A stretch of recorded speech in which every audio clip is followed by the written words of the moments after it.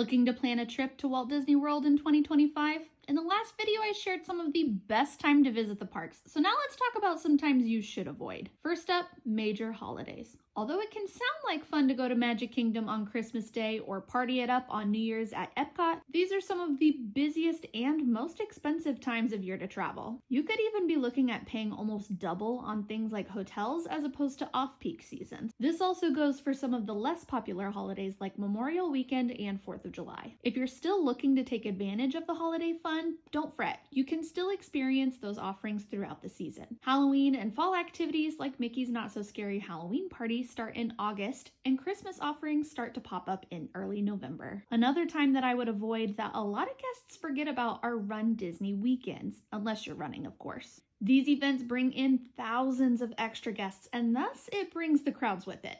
This can also affect things like traffic, as some roads may be closed off in the morning, making for a little added stress if driving yourself. And finally, my rule of thumb is to avoid heading to the parks when kids are out of school. Sometimes this is difficult if you have kids yourselves or maybe have limitations with work, but if you're able to avoid these times, then you'll find things to be a little less packed and more enjoyable for everyone. All of that being said, I am a big believer in the fact that any time can be a good time to go to Disney. It just takes a little bit of planning. Follow along all month long as I share my best tips and tricks to planning your own visit to the most magical place on Earth.